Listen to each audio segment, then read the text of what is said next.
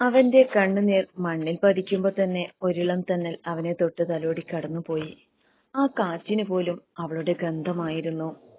എല്ലാം നല്ലതിനല്ലേടാ, ഇനി കരയരുത് കേട്ടല്ലോ. നീയും കൂടി ഇങ്ങനെ കരഞ്ഞ അവൾക്ക് പിന്നെ ആരാ ഉള്ളെ സമാധാനിപ്പിക്കാൻ? മറുപടി ഒന്നും കേൾക്കാതെ വന്നതും അല്ലി വീണ്ടും റനയെ സമാധാനിപ്പിച്ചു. ഇന്ന് നടന്ന എല്ലാ കാര്യങ്ങളും ഇപ്പോഴാണ് റന വിളിച്ചപ്പോ അല്ലി അറിഞ്ഞത്. നീ വെച്ചോ, നാളെ നേരിട്ട് കാണുമ്പോ ബാക്കി സംസാരിക്കാം. അതും പറഞ്ഞ് അല്ലി കോള് കട്ട് ചെയ്ത് തിരിഞ്ഞപ്പോ തൊട്ടേ പിറകിലായി നിൽക്കുന്ന മഹിയെ കണ്ട് ഞെട്ടി 2 സ്റ്റെപ്പ് പിറകോട്ട് പോയി. പേടിച്ചു പോയല്ലോ, തനിക്കിതെന്താ? അവനോട് ചൂടായി അവൾ ചോദിച്ചെങ്കിലും അവന്റെ ഭാഗത്തു നിന്നും പ്രത്യേകിച്ച് മറുപടി ഒന്നും വന്നില്ല. അവനെ ഒന്ന് തുറിച്ചു നോക്കി അവൾ ദക്ഷക്കടുത്തേക്ക് പോയി. അല്ലി, ഇന്ന് രാവിലെ ബസ്സിൽ വന്നെന്നല്ലേ പറഞ്ഞ്, അപ്പോ വാ, തിരികെ ഒരുമിച്ച് പോകാം. അത്രയും നേരം ഇരുണ്ടിരുന്ന മഹിയുടെ മുഖം അത് കേട്ടപ്പോ വിടർന്നു. മോനെ, മനസ്സിൽ ലഡ്ഡു പൊട്ടി. അതുമോർത്തവൻ വണ്ടി സ്റ്റാർട്ട് ചെയ്ത് കോ ഡ്രൈവിംഗ് സീറ്റിൽ ദക്ഷയും ബാക്കിലായി അല്ലിയും കയറി. ഇടയ്ക്കിടെ മിററിൽ കൂടി പാറി വീഴുന്ന മഹിയുടെ നോട്ടം മനഃപൂർവ്വം അല്ലി കണ്ടില്ലെന്ന് നടിച്ചു. അവളോട് അങ്ങനെ പറയേണ്ടിയിരുന്നില്ല എന്നവൻ അന്നേരം തോന്നി. കുറെ നേരായി ഞാൻ ശ്രദ്ധിക്കുക. എന്തോ പറയാനില്ലേ അല്ലി നിനക്ക്? കുറച്ചു നേരമായി എന്തോ പറയാനിരുന്ന പരുങ്ങലോടെ അല്ലിയോട് ദക്ഷ ചോദിച്ചതും അവളൊന്ന് ഇളിച്ചു കാണിച്ചു. അത് വേറൊന്നുമല്ല, ഇന്ന് ശിവയും റനയും വരില്ല.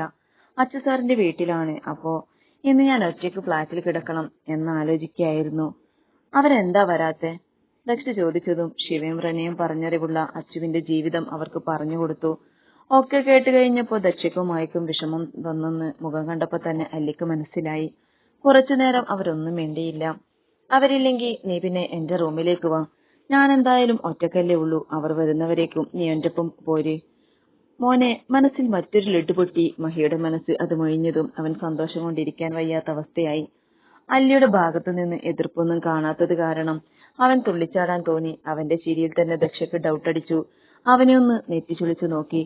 ഫ്ലാറ്റിന്റെ മുന്നിൽ അവരെ ഇറക്കി കൂടെ മഹിയും ഇറങ്ങി. അപ്പോ മോൻ വിട്ടോ, നാളെ മോർണിംഗ് നേരത്തെ എത്തണം. ഓക്കെ? അയ്യോ ദച്ചു. തിരിഞ്ഞു നടക്കാൻ ഒരുങ്ങിയ ദക്ഷ പെട്ടെന്ന് അവന്റെ വിളി കേട്ട് അവന്റെ അടുത്തേക്ക് ഓടി. പെട്ടെന്ന് അവൻ എന്താ പറ്റിയതെന്നോർത്ത് എനിക്ക് പേടി തോന്നി. എന്താ മഹി? വല്ലാത്ത വയറുവേദന. രാവിലെ കഴിച്ചത് ശരിയായില്ല എന്നാ തോന്നണേ. രാവിലെയാ? അല്ല, ഇപ്പോ വൈകിട്ട്. വാച്ച് നോക്കി ചോദിക്കുന്ന ദക്ഷയെ ഇടം കണ്ണിട്ട് നോക്കി മഹി തിരുത്തി. അതിന് നിന്റെ അസുഖം എനിക്ക് മനസ്സിലായി മോനെ. അത് മനസ്സിൽ കരുതി സംശയത്താലെ അവനെ ഉറ്റുനോക്കി അവൾ ചോദിച്ചതും അവശനിലയിലെന്ന പോലെ മഹി ശ്വാസം ആഞ്ഞു വലിച്ചു. എനിക്കൊന്ന് കിടക്കണം. ഇനിയിപ്പോ വണ്ടി ഓടിച്ച് എന്റെ ഫ്ലാറ്റിൽ പോകാൻ പാടാ. ഇന്ന് ഇവിടെ തങ്ങുന്നോ? അവനെ തന്നെ നോക്കി കയ്യും കെട്ടി ദക്ഷ ചോദിച്ചതും മഹി അല്ലിയെ നോക്കി അവളോട് നിഷ്പ്രഭാവത്തിൽ തലകുലുക്കി. അല്ലിയുടെ മുഖത്ത് ഇപ്പോഴും ടെൻഷൻ ഉണ്ടെന്നുള്ളത് അവന്റെ മനസ്സിൽ കുളിരേകി. അപ്പോ എന്നെ ഇപ്പോഴും ഇഷ്ടാണല്ലേ? ഞാനും അങ്ങോട്ട് പറയാനിരുന്നതാ. ഇന്നിപ്പോ ഈ അവസ്ഥയിൽ അങ്ങോട്ട് ചെന്ന ശരിയാവില്ല. അമ്മേ, ഞാനൊന്ന് പോയി കിടക്കട്ടെ. അയ്യോ. ഞൊണ്ടി അകത്തേക്ക് കയറുന്ന മഹിയെ കണ്ട് ദക്ഷയുടെ ചിരി പൊട്ടി. കള തിരുമാലി, വയറുവേദന എന്ന് പറഞ്ഞിട്ട് അവന്റെ കാലിനാ കുഴപ്പം. അല്ലിയെ നോക്കി ഒന്ന് സൈറ്റ് അടിച്ച് അവളും അവന് പിറകെ കയറി. സോഫയിൽ കിടന്നിട്ടാണെങ്കിൽ മഹിക്ക് ഉറക്കം വരുന്നുണ്ടായിരുന്നില്ല. കുറച്ചു നേരം തിരിഞ്ഞു മറിഞ്ഞു കിടന്നു നോക്കി. രക്ഷയില്ല എന്ന് കണ്ടതും അവൻ എഴുന്നേറ്റിരുന്നു. തൊട്ടടുത്ത റൂമിൽ അല്ലി കിടക്കുന്നത് തന്നെയാണ് കാരണവും. അവളെ ഒന്ന് കാണണമെന്ന് തോന്നിയെങ്കിലും അത് ശരിയല്ലെന്ന് അവന്റെ മനസ്സ് പറഞ്ഞു. കുറച്ചു നേരം അവളുമൊത്ത് ഇരിക്കാം എന്ന് കരുതിയായിരുന്നു അവൻ പോകാതെ നിന്നത്. പക്ഷേ അല്ലി ഫ്രഷായി വന്നതും ഒന്നും വേണ്ടെന്ന് പറഞ്ഞ് അവനെ മൈൻഡാക്കാതെ റൂമിൽ കയറി. അതൊക്കെ ആലോചിച്ചിരുന്നതും അല്ലിയുടെ റൂം തുറക്കുന്ന സൗണ്ട് കേട്ട് അവൻ ഉറങ്ങുന്നത് പോലെ കിടന്നു. പതിയെ ഇടം കണ്ടിട്ട് നോക്കിയപ്പോ അല്ലി ഇറങ്ങി ഫ്രിഡ്ജിന്റെ അടുത്തേക്ക് നടക്കുന്നതാണ് കണ്ടത്. മഹി ഉറങ്ങിയെന്ന് ഉറപ്പുവരുത്തി വെള്ളം കുടിച്ച് തിരിച്ചു പോകാൻ നിന്ന അല്ലിയെ പെട്ടെന്നൊരു കൈവന്ന് വലിച്ച് ചുമരോട് ചേർത്ത് നിർത്തി. അവൾ അലറുമെന്ന് മുൻകൂട്ടി കണ്ട് മഹി അവളുടെ വായ പൊത്തിയിരുന്നു. നിലാവിന്റെയും ഹാളിന് നടുവിലായി ഹാങ് ചെയ്തിരിക്കുന്ന അരണ്ട വെളിച്ചത്തിലും പരസ്പരം ഇരുവർക്കും മുഖം കാണാമായിരുന്നു. മഹിയുടെ മുഖത്ത് ഇന്നേവരെ കണ്ടിട്ടില്ലാത്ത പ്രത്യേകതരം ഭാവം കണ്ട് അവൾ ഉമിനീരിറക്കി. അവളുടെ വായ മൂടിയിരുന്ന കൈ പതിയെ മാറ്റി അവൻ അവളുടെ അരയിലൂടെ ലോക്കിട്ട് അവന്റെ ശരീരത്തോട് ചേർത്തു.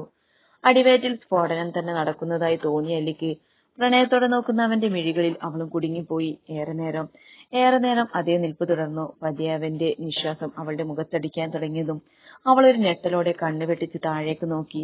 ഞൊടിയിടയിൽ അവളുടെ കണ്ണ് നിറഞ്ഞു. അല്ലേ, ഇതും തമാശയായിരിക്കും അല്ലേ?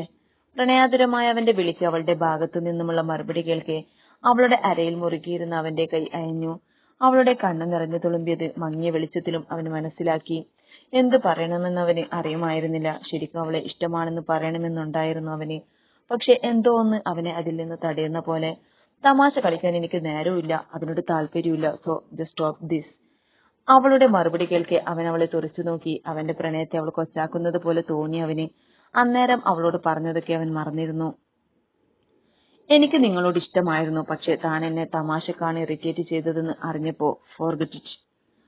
അല്ലെങ്കിലും പ്രേമമൊക്കെ ധൈര്യമുള്ളവർക്കാണ് പറഞ്ഞിട്ടുള്ളത്, അല്ലാതെ ഭാവിയവർക്ക് ഇപ്പോഴേ പേടിച്ചു പതുങ്ങുന്ന ഭീരുവിനല്ല. പുച്ഛത്തോടെ അതിലുപരി അവന്റെ ചിന്ത മാറ്റണമെന്ന വാശിയോടെ അല്ലി അത് പറഞ്ഞു നിർത്തുമ്പോൾ പെട്ടെന്ന് തന്നെ മഹി അവളെ ഒന്നുകൂടി ചുമരിൽ ചേർത്ത് നിർത്തിയിരുന്നു. പകച്ചുപോയ അല്ലിക്ക് ഒന്ന് ചിന്തിക്കാൻ പോലും അവസരം കൊടുക്കാതെ അവന്റെ അതരം അവളുടെ ഇളം റോസ് അതരത്തോട് ചേർത്തിരുന്നു. ഞെട്ടലിൽ കുറച്ചുനേരം നിന്നെങ്കിലും അല്ലി പെട്ടെന്ന് അവനെ തള്ളി മാറ്റാൻ ശ്രമിച്ചു. അത് മുൻകൂട്ടി കണ്ട പോലെ അവളെ ഒന്നുകൂടി മഹി വലയം ചെയ്തിരുന്നു. ഇരു അതരങ്ങളെയും മാറി മാറി ആവേശത്തോടെ ചുംബിക്കുന്നവനെ പിടിച്ചു മാറ്റാൻ പോയിട്ട് തള്ളാൻ പോലും അവൾക്ക് പറ്റിയില്ല. ഒട്ടും വേദനിപ്പിക്കാതെ മഹി അവന്റെ ആദ്യ ചുംബനം അവളും ആസ്വദിച്ചു. താരകക്കൂട്ടം പോലും കണ്ണുപൊത്തി. പതിയെ അല്ലിയും അതിന് വശംവദയായി തീർന്നിരുന്നു. അവന്റെ ഷർട്ടിൽ കൊഴുത്തിരുന്ന അവളുടെ കൈ മുറുകുകയും അയയുന്നതിനുമനുസരിച്ച് അവന്റെ ആവേശം കൂടി. ഒടുവിൽ ശ്വാസം വിലങ്ങിയതും വിമിഷ്ടത്തോടെ മഹി അവളുടെ അതരത്തെ മോചിപ്പിച്ചു. തളർച്ചയോടെ അവന്റെ നെഞ്ചിൽ തലമുട്ടിച്ച് കിടക്കുന്നവളെ അവനൊരു കയ്യാലെ വലയം ചെയ്തു. അല്ലി, നീ എന്റെയാ, മഹേശ്വറിന്റെയാ. നീ എന്റെ പെണ്ണ. അതുകൊണ്ട് തന്നെ ഇപ്പൊ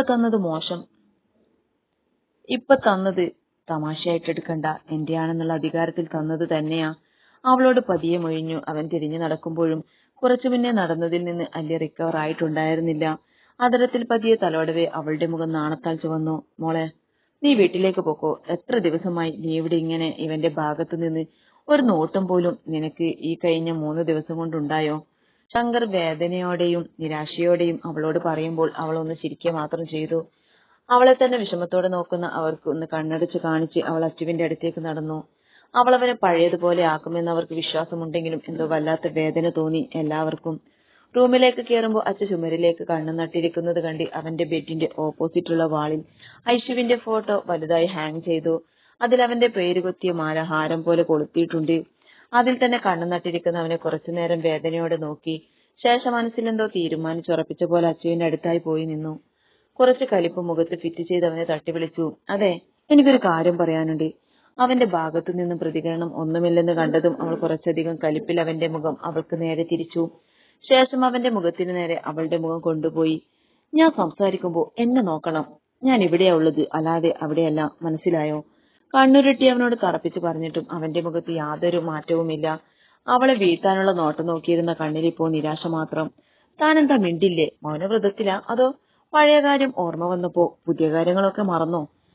അവന്റെ കവിളിനെ ഒന്നുകൂടി അമർത്തി ശിവ ചോദിച്ചതും അവൻ അവളുടെ കൈ തട്ടിമാറ്റി ബെഡിലേക്ക് അല്പം കൂടി ചാഞ്ഞ് കണ്ണടച്ചിരുന്നു. ശരിക്കും അച്ചുവിന്റെ അപ്പോഴത്തെ സ്വഭാവം കണ്ട് തലയടിച്ച് പൊട്ടിക്കാൻ വരെ തോന്നി അവൾക്ക്.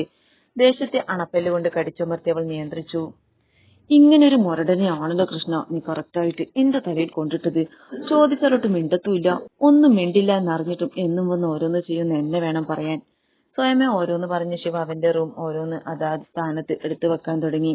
ശിവ വീണ്ടും എന്തോ പറയാൻ തുടങ്ങി അച്ചു അവളെ വിളിച്ചു. തന്നെ പറ്റി അവനെല്ലാം അറിഞ്ഞതു മുതൽ ചിത്തു എന്നല്ലാതെ വിളിച്ചിട്ടില്ല. മാത്രവുമല്ല കുറച്ചു നാളുകൾക്ക് ശേഷം ഇന്നാണ് അവൻ സംസാരിക്കുന്നതെന്നുമുള്ള ബോധം വരെ അവൾ തെല്ലൊരു അത്ഭുതത്തോടെ അവനെ നോക്കി.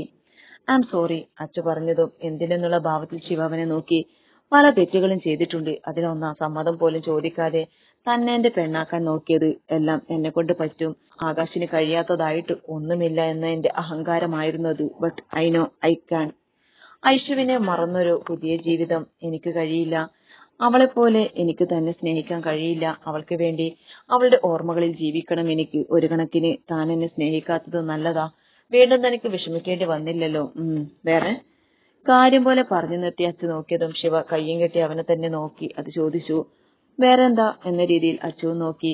ഒറ്റപ്പിരികം പൊക്കി അവനെ കുറച്ചുനേരം നോക്കി അവൾ അവനടുത്തേക്ക് വന്നു. അവന്റെ കോളറിൽ പിടിച്ചു അവൾക്ക് നേരെ വലിച്ചു. അവളുടെ ഭാഗത്തു നിന്ന് അങ്ങനെയൊരു മൂവ് അവനും പ്രതീക്ഷിച്ചിരുന്നില്ലാത്തത് കൊണ്ട് അവൻ നന്നേ ഞെട്ടിയിരുന്നു. ഇപ്പോഴത്തെ ഈ സെന്റ് ഡയലോഗ് ഇല്ലേ, നോട്ട് ബാഡ്, കേൾക്കാനൊക്കെ രസമുണ്ട്, പക്ഷെ അതി എന്റെ അടുത്ത് വില പോവില്ല. ഇങ്ങനെയൊക്കെ താനൊന്ന് പറഞ്ഞിരുന്നെങ്കിൽ എന്ന് ആഗ്രഹിച്ച നാളുണ്ടായിരുന്നു ഇപ്പോഴല്ല മുമ്പ്. അപ്പോഴൊന്നും പറയാത്തത് ഇനിയിപ്പോ വേണ്ട. പിന്നെ ദാ ഇതില്ലേ, താനല്ലേ ആളും പേരൊക്കെ വിളിച്ചുകൂട്ടി എന്നെ പോലും അറിയിക്കാതെ എന്റെ കയ്യിൽ ഇട്ടു തന്ന സമയം എനിക്കിത് വലിയ താല്പര്യമില്ലായിരുന്നെങ്കിലും ഇപ്പൊ എന്തോ ഊരി മാറ്റാൻ തോന്നണില്ല. സോ ഇതിവിടെ കിടക്കും, മനസ്സിലായോ? കയ്യിലെ മോതിരം ഉയർത്തി കാണിച്ച് അവനോട് ഭീഷണി പോലെ ശിവ പറഞ്ഞു. അവളുടെ മനസ്സിൽ എന്താണെന്ന് അവന് മനസ്സിലാക്കാൻ കഴിഞ്ഞിരുന്നില്ല. ഇത്രനാളും ഇല്ലാത്ത സ്നേഹം പെട്ടെന്ന് വരണമെങ്കിൽ അത് സഹതാപം കൊണ്ടാവും എന്നവൻ വിശ്വസിച്ചു. സഹതാപം തോന്നുന്നുണ്ടല്ലേ എന്നോട്? ഇന്ന് ഞാൻ അവന്റെ ചോദ്യം കേൾക്കെ അവൾ അവനിൽ നിന്ന് അതും പറഞ്ഞു വിട്ടുനിന്നു. അതെ, മനസ്സിലായല്ലോ, ഭാഗ്യം. പറഞ്ഞു ബുദ്ധിമുട്ടണമല്ലോ എന്നാലോചിക്കായിരുന്നു. അവളുടെ മറുപടി കേട്ടതും അവന് തിരിഞ്ഞിരുന്നു. ഒരു കാര്യം ഞാൻ പറഞ്ഞേക്കാം, എല്ലാവരുടെയും മുന്നിൽ വെച്ച് തന്നെയല്ലേ എന്നെ ആകാശിന്റെ ഫിയാൻസിയാണെന്ന് ശിവ എന്ന് പറഞ്ഞ് ഇൻട്രൊഡ്യൂസ് ചെയ്തത്. അതെന്തായാലും ഇനി മാറാൻ പോണില്ല. താനായിട്ടത് മാറ്റണമെന്ന് വിചാരിച്ചാലും ഞാൻ അതിന് സമ്മതിക്കില്ല, കേട്ടല്ലോ. പിന്നെ താൻ പറഞ്ഞില്ലേ ഐശുവിന്റെ ഓർമ്മയിൽ തനിക്ക് ജീവിക്കണമെന്ന്, അവളുടെ ആഗ്രഹത്തിന് വേണ്ടി ഇനിയുള്ള കാലം കഴിയണമെന്ന്. അതിനിങ്ങനെ ഇവിടെ അവളുടെ ഫോട്ടോ നോക്കിയിരുന്ന് കണ്ണുനീർ പൊഴിച്ചിട്ട് കാര്യമില്ല. ഇതൊരുമാതിരി തന്റേടമില്ലാത്തവരെ പോലെ.